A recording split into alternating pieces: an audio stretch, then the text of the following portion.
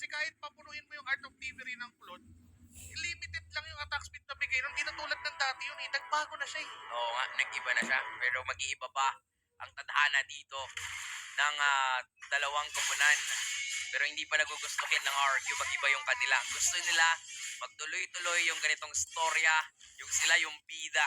Hindi villain, kundi bida ng kanilang storya. Pero sa Karibok Heroes, ito, gusto nila ng twist. Gusto nila ng plot twist dito sa game na to. Kumbaga, sinusulat din nila yung storya nila sa paraang gusto nila. Pero si Pong ay nakaramdam ng panay kay Penguin at Perks. Oh, so this is going to be an EXP Kaleya. Galea. Okay, so either way, kaya rin naman parehas. Sa totoo lang, parang rumors na rin naman talaga ang mga EXP laners dito. At makikita natin yan sa Turtle pa lang. Pero grabe. Parang batang inagawa ng candy. Grabe din si Kuya Dinso doon, no? Hindi pumayag na, hindi pwede sa'yo yan, Birds. Alam ko, gusto mong explore yung mga bawat species sa land of doon, pero no, sir. Parang pagkadating ni Jitsu, Toy, akin na Toy. Oh, Kinalamit lang eh. akin na yan. Bigay mo sa akin yan. Ay, pero hindi iyakin si hindi iyakin si Birds. Hindi iyakin si Birds. Dapat kung bata yun, nagsumbong na yun sa kuya. Oo, may respo na, no? Oo, may respo na yun. Pagbalik sa'yo nun, may dalang 10 lollipop, tapos ibabato sa'yo pabalik. Pero ang nakikita din natin dito, no, parang si Mingwin at si Birds, mainit kay Kuya Pong. Oo nga. Oh, Parang sisilip pa yan eh. Op. Ay, nagtawag pa ng isa. Anong hindi iyakin eh? Ito nga, bibigyan na namin. Dalawang kuya yung tinawag. Yaming, Yakil, ligay dito. May nagnakaw nung May nagdako ng candy ko. May nagnakaw nung crop ko kanina eh. Maaga sana ako magle-level 4, kaso tignan mo ngayon, di tuloy ako level 4. Eto, bigyan na lang natin itong isang kalaro ko. Total, kamukha naman. Hindi pala kamukha yun. Total, kaibigan niya. Ayan. Grabe, no? As in, nagiging villain na naman. Yung RRQ sa story na to. Pero wait, so may matangitaas. May flicker na available si Bebe, pero hindi na kailangan yun para makaset up mo ang delikado na bigyan si Porob. At nakuha pa ni Seiji yung kill, so definitely that is a really good pick-off coming in from RQ. At the same time, napatay na nila ng pangalawang beses si Pong dun sa may bandang ibaba. Tumama man yung arrow dito, coming in from Brick. Ang kasong halang, ibukang siya pa yung magiging delikado, pero ang target na lamang and priority ng RQ is to actually secure some gold plates, some golds, para mas lumaki yung lead nila. Dahil nga kasi naka-purify lang si Porob, hindi na kailangan gamitin ni Bebe yung flicker niya para lang, umangkulo na lang eh. Parang, dito yan, onting kaliwa, 45 degrees, isang face crack. Tapos, pag nag-purify, face break, talagang hindi makakagalaw. Tapos, inabangan pa ni Seiji ng Blazing Duet doon sa pupuntahan ng Spear of Destruction. So, with that, they really devised a way para pigilan yung early scale ng Moscow. We're talking about na lamang ang Moscow, pag walang nanggulo sa kanilang dalawa, siya yung mananalo sa scalan kasi mas mabilis siya. Pero the way na ginawa ng RRQ, 2 birds in one stone eh. Pabagalin natin yung Moscow, pabilisin natin yung Claude. Napapaaga na naman, no, yung snowball ng mga dapat late game. Ngayon, pinuhat. Si Pong na naman yung binibigyan doon sa may bandang ibaba. Pangatlong beses na yon, pero ngayong pangatlo, hindi siya mamamatay, pero kinakailangan niyang umuwi. Nandyan si Rick, pero yun nga yung sinasabi natin. Since hindi tayo nakakita ng mga arrows that totally connects, ayun, nakita tayo bigla. Pero since hindi nga nila na ma-maximize yung ganun, definitely this is gonna be a hard in the challenge para sa Karibok Hero. Kasi parang kahit tumama man, parang kasalanan pag pinuntahan mo yung tinamaan eh. Ka ba? Oo, kasi imagine mo, tinamaan mo si Kelvin dito sa point na to, kunwari lang, pero kasi tinamaan na ni Bert Sipong, wala nang kunwari lang. Nagkakatafatan na, nagkakatamaan na din, pero grabe din. Seiji, yung mga arangkada ng ganun, yung mga papatsi-patsi, pinaparamdam na gusto niyang kunin agad yung lead dito against Karibok Heroes. And para sa Karibok Heroes na nakakuha ng isa si Jinsu with the kill, okay na yun kahit pa paano para sa kanila. Kahit pa paano ay may trade nakuha, may kapalit, kahit lugi negosyo, okay lang. Basta buena mano, nagbayad naman. Kaso nga lang si Kai Kid ay talagang mano-imano ang gusto Kaso nga lang, hindi niya maabot si Meme. Tumama yung panado. Ayun na, pwede sila yung first down.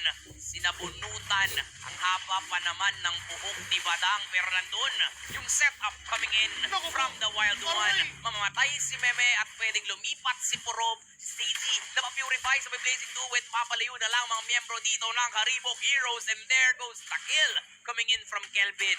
Pero si Pong, naghahanap na naman ng pwedeng sabunutan. Ang nakita, walang iba kundi si Seiji. Pero yung mga tropa, hindi siya basta-basta binibigyan kasi alam nila, pagbaba niyan, dyan natin aabangan yan. Hot shot running on mine. Non-stop vertigo. Ang non-stop na laban yung nakita natin. Nagsimula sa turtle. Tapos dire-diretso na lang din na parang alam ng RRQ kahit na hindi papalagyan. Sabayan natin. Pero alam ng Karibok Heroes na teka parang kaya naman natin. Eh kaso nung dumating na si Kelvin, parang burning like live bee. Talagang dire-diretsong nakuha lahat ng mga pwedeng kills and with that, almost 5K gold lead for RRQ Kaito. Saka ang nakakatakot dito sa RRQ Kaito, dami rin pala nilang mga animals. Wait lang, may setup na naman, ganun lang kabilis. Min, binalibag ka na, naka-ready pa yung suntok ni Meme, tapos naka-ready pa dito yung mga bulalakaw, yung mga baril ni Seiji. So paano ka pa mabubuhay nun? Di ba parang basta na airtime ka ni Kuya Ferds, wala na, parang nagka-flashback na yung buhay mo habang Parang sa ere ka. ere, no?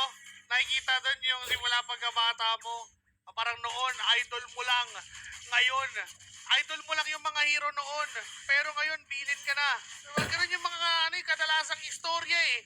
Kaya sa madalas na natin nakikita, tournament na ba talaga na ito yung best combo? Yung Kalea tsaka Parsa? Parkal combo. Parkal, no?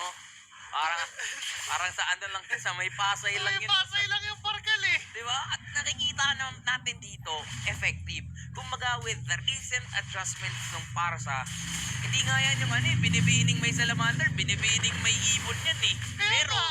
walang layang lumipad dito yung Karibok Heroes kasi nandun na rin Stacey, Gina G dun sa kilid, dun sa likuran para maghabol ng mga miyembro ng Heroes. Kelvin. Naging villain na naman si Pong, talagang hinihiwak yung mga gulaman at si Pong ay mapapalayo, isa yung babagsak sa kanila or Kaito leading this game at talagang mas kontrolado, mas malinis pa kesa kanina. Dinadaan lang talaga sa step-by-step process, sa due process, kumbaga. Pag nakita ni Ferds, okay, set up, daling ko sa inyo. Aray! Patayin natin, feather strike sa pool, galing kay Cap.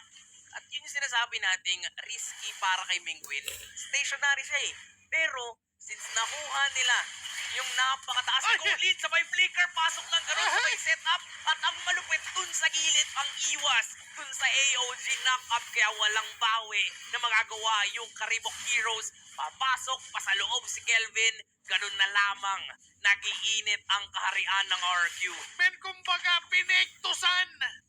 Pagka-flicker, pinektusan pagitli. Ibang klase ang ginagawa ng The Wild One. 204 para kay Ferds. At eto nagulat ako. Akala ko Brave Smite yung emblem niya simula kanina pa. Pero dahil lang pala sa passive ng Kaleo, yung mga balik buhay, nakakunkasive pala si Ferds. Para mas mabilis sa clear wave, Oo. no? Para hindi sa isipin ng mga tropa. And actually, sobrang ganda rin talaga ng performance na nakikita natin dito sa RQ. 9 minutes in, 11, almost 12K. Diba? More than 1K per minute yung nakikita natin dito. Sumapak na si Meme, sabay follow-up ni Kelvin with a washing. Naka-flicker pa nga si Pong. Pwedeng sa burutan dito si Kelvin. Kaso lang, Ay! nandun na rin yung setup, sabay Feather feathered airstrike. Grabe, yung nakikita nating bagsakan dito. Kelvin? Pero pwedeng bumagsak ang buhay ni Kelvin sabay layo. Mukhang nabaliktad pa nga yung sitwasyon. Si Pong ang mauuntog at mamamatay ngayon. Kakatok na ulit ang RRQ. Ito na ba ang katapusan? Ay, Kasi may ay. setup na naman. Delikado si Jinsu na may AOG Seiji. pero focus lang sa gold staging. Tumatower lang. Tinatry depensahan. Tinatry nila maging bida sa kanilang storya. Ang kaso lang, kontra bida ang RRQ. Tatapusin ang laban, hindi sila paiisahin.